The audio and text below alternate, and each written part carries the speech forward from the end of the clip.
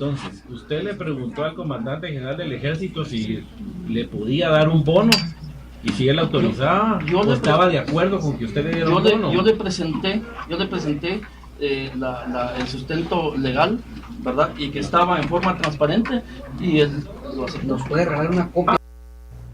Un extracto de la declaración ayer en la bancada de Encuentro por Guatemala, donde se cuestionó de este tema al ministro de la Defensa, Williams Mancía. Él reconoce que el presidente tenía la aprobación, el conocimiento de este bono de responsabilidad. Antes del corte le preguntaba al diputado qué se necesita para que los números cambien en el Congreso de la República si llega esta solicitud ante juicio al Pleno del Congreso. Bueno, concretamente yo puedo referirme al actuar de mi bancada. Y nuestra bancada votará coherentemente como lo ha hecho siempre.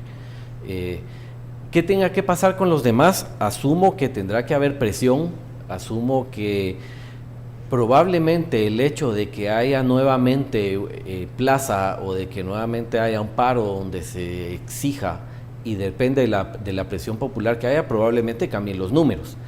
De hecho, cuando uno escucha en corrillos en el Congreso que algunos diputados, incluso de partido oficial, que cambiaron su votación, fue por la presión que tenían en sus propios distritos.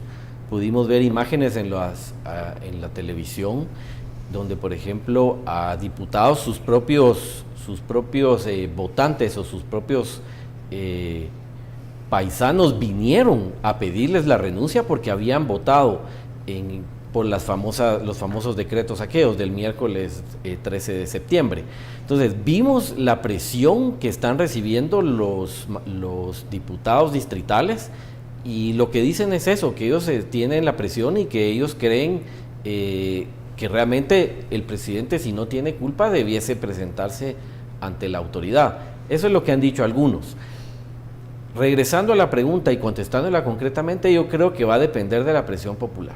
Y si la presión popular es grande y la presión popular le exige al Congreso de la República, porque ya es un segundo antejuicio, porque es un bono que era ilegal, porque era un bono que realmente es una bofetada en términos monetarios para las personas, para el resto de la población.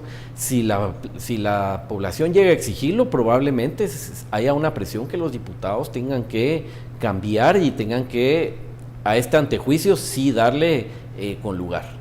Factor La Plaza menciona el diputado. ¿Cambiarán los números, Estuardo, o se aferran a blindarse? A blindar al presidente y blindarse a sí mismos de cierta forma. Yo creo que puede haber mucha presión de La Plaza y ahí sí disiento de lo que dice el diputado, porque ha habido presión de La Plaza, las autoridades, los 48 cantores vinieron a la capital a decirle a su diputado renuncia. El diputado lo único que hizo es decirle, espéreme, ahorita regreso, se fue y nunca regresó, creo que salió por la puerta de atrás. Dio la vuelta. Digamos, en el Congreso que has denominado vos de los 107, los 107. ¿verdad? Y tenemos que estar claro que estos son los 107 de estos votos para los dos decretos que luego tuvieron que dar marcha atrás el 15 de septiembre y que provocaron después las grandes manifestaciones del miércoles. Creo que los diputados conforme van viendo más presión, digamos los 107, como que el cuero también va aumentando, el grosor del cuero va aumentando y como que no les importa. Y además aquí habrían cuestiones que tendríamos que esperar. Ustedes van a tener ya el presupuesto, por ejemplo, y tener ya 2 antejuicios al presidente y tenerlo pendiente de 2 antejuicios.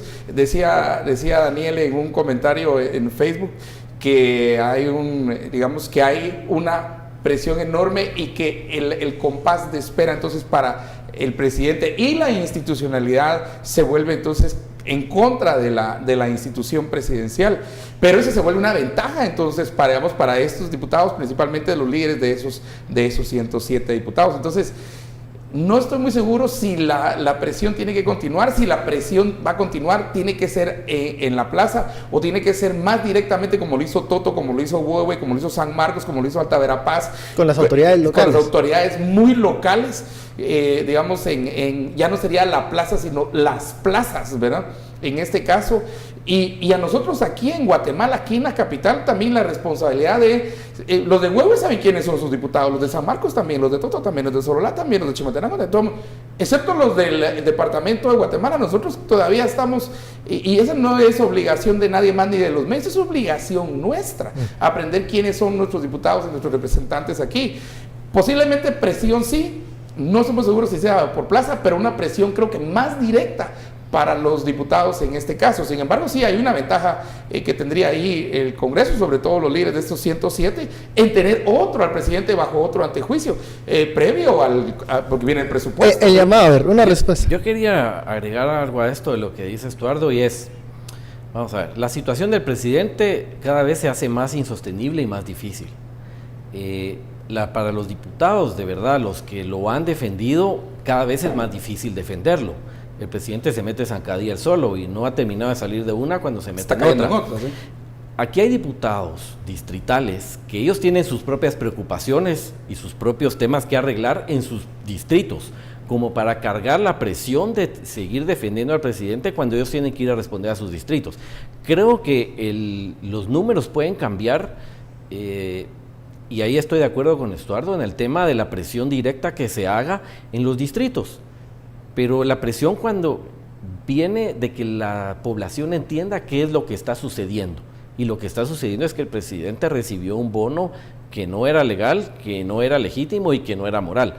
Ahí es donde va a ser, donde se van a cortar las cartas, y ahí es donde se va a ver si va a funcionar o no. Y fíjate que yo agregaría a esto algo muy interesante, y es una pregunta muy sencilla, pero yo creo que viendo los números vamos entendiendo el caso. ¿Cuántos meses tiene que trabajar usted para juntar 50,000 quetzales? ¿O cuántos meses tengo que trabajar yo para reunir 50,000 quetzales? ¿O cuántos meses tiene que trabajar para los 45,000 del ministro? ¿Verdad? Y así, cuando uno va viendo los tiempos que tiene que trabajar y todo el esfuerzo que tiene que hacer para, digamos, reunir un capital de 50,000 quetzales, y que esto sea un bono así, casi que, pues, de grolis, como decimos, eso es lo que molesta a la gente. Eso es, y ojo y esto le va sumando a tres. El primero es financiamiento electoral ilícito. El segundo es abuso de autoridad. Y entra por dos: abuso de autoridad y enriquecimiento ilícito. Y ahí podría venir, entonces, hasta atrás, como lo explicamos con Fer el viernes, fue, ¿verdad? Que entonces ya viene el trencito el trencito de delitos, ¿verdad? Porque luego viene, entonces, si fue así, ¿cómo metieron dinero en el sistema? Yo creo que de las cosas que ustedes han dicho hay que hacer énfasis en el punto de que esta segunda solicitud de antejuicio no debe ser utilizada por, llamémoslo así, el grupo de 107 diputados como una moneda de cambio más. Tiene que ser una brasa caliente. O sea, realmente al Congreso le tiene que pesar esta solicitud de antejuicio, porque si dejamos que esta solicitud de antejuicio se convierta en otra moneda de cambio, lo que decía Estuardo, viene el presupuesto 2018 y viene el listado geográfico de obras. Entonces, esta solicitud de antejuicio va a servir para presionar más al presidente en ese tipo de concesiones. Y ahí los diputados podrían ir a sus distritos y decirle: bueno, ustedes déjenme de fregar, porque miren, ustedes quieren el proyecto de agua, ustedes quieren el proyecto de puente, ustedes quieren el proyecto de escuela, y ustedes de salón comunitario, y ustedes qué proyecto quieren. Aquí lo vamos a negociar, pues. Entonces ya no es ni con el presidente, sino que se vuelve eso sería volver al círculo. Entonces se vuelve un círculo bien complicado, pero ahí entonces es donde viene la población, y por esto este es el tiempo correcto para la población, sea aquí o en la cabecera departamental o municipal. Este es el tiempo para los distritales, para presionar a los distritales.